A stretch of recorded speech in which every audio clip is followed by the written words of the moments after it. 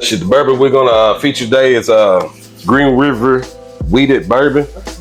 It's a distillery outside of Owensboro. It comes in at 90 proof, and right now, as far as wheated, other than the Old Fitzgerald, I think it's the best wheated out there myself. It's I got this bottle for it was 29 something and some change at Liquor Barn here in Danville. It's like $33 after tax. And I think it's smooth, man. Let's see how you like it, man. Let's see what we're talking about here, Mr. Stone. It's real sweet. I guess it's that wheat in it. It smells light. It smells real light. Real light. And it's a 90 proof, so it ain't nothing's gonna. You gotta like it kind of. I'm trying to hit you. What smell I'm smelling. Yeah. It's light. It's real light. Got a sweet taste to it. They don't have a back. That back burn. Back burn at all. That burn, the first burn, it's gonna burn at the tip of my tongue. Yeah. But as it goes down, it's real smooth. And that's a light burn at the tip, though. It's nothing overwhelming. I wonder what we can mix this with. I wouldn't mix it myself. I mean, It's that smooth to me. when it comes to the bourbon, like you're not supposed to mix it. But for some people who like to mix it, I just wonder what it mixes. You know what's in this? Mix with a Pepsi Pepsi? if you want to, but it's smooth enough. I drink it just like this. Maybe on the rocks. This is going on my bar. You like it? Yeah, I like that. Yeah. Yeah, out of Owensboro. Like I said, it's 90 proof. They saying the full proof is starting to catch hype too. The full proof of this. And that's under $30. Yep, 20. You can go right now at Liquor Barn. It's 29 and some change. I paid 33 and some change for it. Okay. Green River.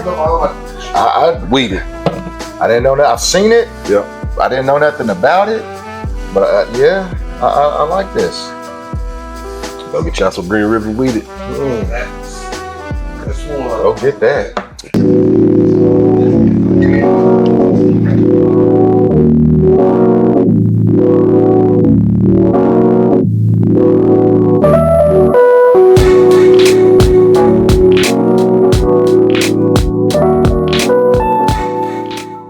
Welcome to Bourbon, Whiskey, and Scotch. I'm Stone. And I'm Reece da Barber.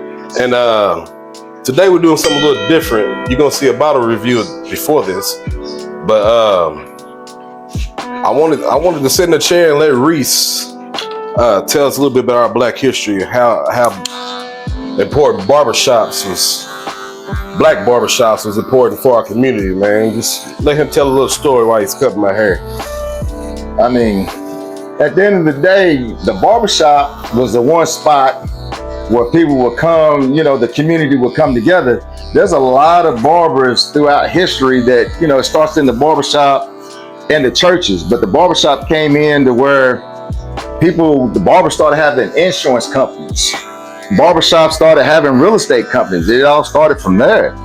So, it was being more than a barber, Right. But as time went on, people got away from it, and I don't know, it's just like it became a spot that we hang out, but as far as the business part of it, started dying out. But the barbershop is where business was conducted. Ideas came together, and people formed their money, and they started building a lot. That's a lot of history, especially in the Black community, where they started buying and controlling a whole lot of stuff, man. So, that's what we're trying to get back to now is, things starting in the barbershop, trying to bring us back together. Right. I did read somewhere they used to have medicines. Well, the barbershop, you talking about old days, the red, white, and the blue in the barbershop is bloodletting. They did the mortician thing, and the red is for the blood, the white is for the bandage, and I know a lot of barbers are gonna be mad because I actually forgot what the blue is. I think it's actually I don't know, but it meant something back in the day. So that's what you see them stripes. It meant something.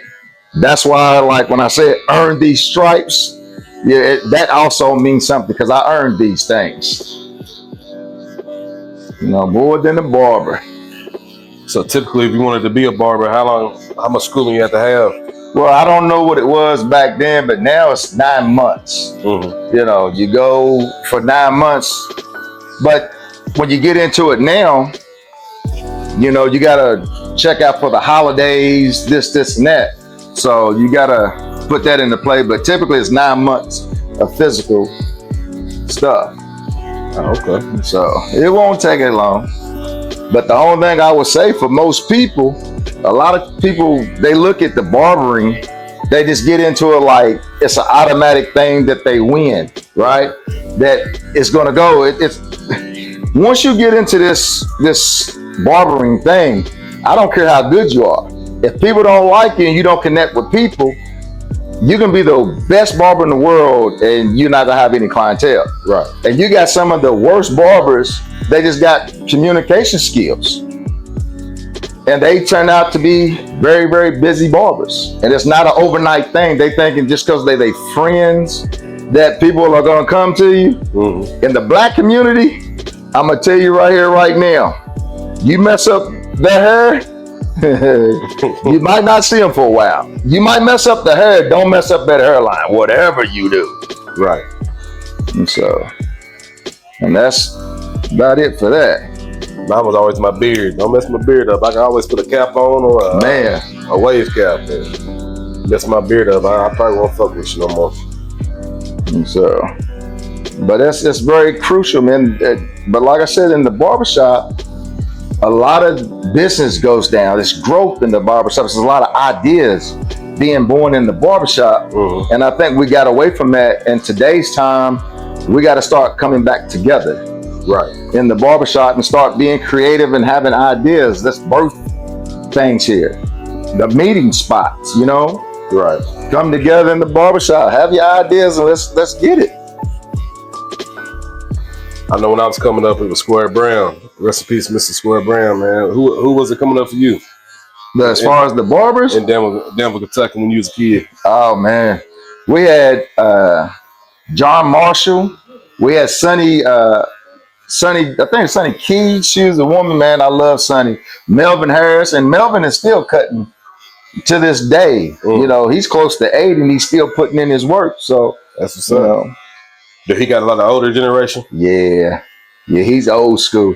He was, the thing about Melvin, he was actually, when they first started cutting back in the day, there was a bunch of black barbers downtown. If y'all made it this far in the video, make sure y'all like, share, and subscribe. Don't be scared. Just hit and click and comment. Comment, comment, comment. Black barbers downtown Danville. Mm-hmm. But black people didn't go get the haircut. It was all white people going in there and get the haircut. Really? Yeah. And I can't tell you the date that stopped to where they started cutting black hair. I know Melvin used to cut my hair when we was coming up, but when he was in his prime, what is it, Dallas, was it Dallas McCowan? My partner Johnny's, was his uncle or grandfather? But anyway, they had it all downtown. And, you know, it was a black barbershop, but only white people went in and get their haircut at the time. So that's a tripped out thing about that. That's crazy. Yeah. I would have never knew that. Yeah. We touched on it a little bit in the video before this, but about spreading your wings, man. I think it's so much money you can get. So much more money you can get if you go to like Lexington. Yeah. If I was to grow, you know, sadly, you know, it's when you try to make a way, you know, a lot of people don't like to see you win. If you get a new vehicle, sometimes they're like, well, he's making too much money, or he think he's this, he's thinking he's that, you know. It's an unfortunate thing. Right. It's an unfortunate thing. But there's a lot of people here that bless me. And like I said before, there's some people said that I wouldn't make it. That's one of the reasons I stayed. But then I got some clientele that are loyal to me, so I won't leave them. Yeah. So I mean, 'cause when I lived in Danville, even if you had opened up in Lexington, I would have went to Mexico and got cut. You know what I'm saying? Well, I appreciate it. I'm in Campbellsville now, and I said, shoot up here, get cut. So, and it's crazy. I got people from London that comes up here. I got people from Laurel County that comes up here. Casey County, Lincoln County, like you said, Campbellsville, Springfield. Mm-hmm. Man, that's a trip. What's Laurel County at? Bullitt, I think Bullitt County is close to Louisville. You said Bullitt. I thought you said Laurel County. I did say Laurel. Okay. Yeah, there's a lot of people from Laurel come up there. Bullitt County, Shepherdsville. Shepherdsville. That's the town in Shepherdsville. That's what's up. So when you got out of school, when you became a barber, got out of school, what was your vision for your barbershop? Well, I was thinking that, you know, we didn't have, I don't want to sound weird. When I was growing up, there was no white barbers that cut our hair. Mm-hmm. And, you know, now you got some and they're good. And a lot of people just got used to them, but a lot of people were saying that they wanted to have the black barber back.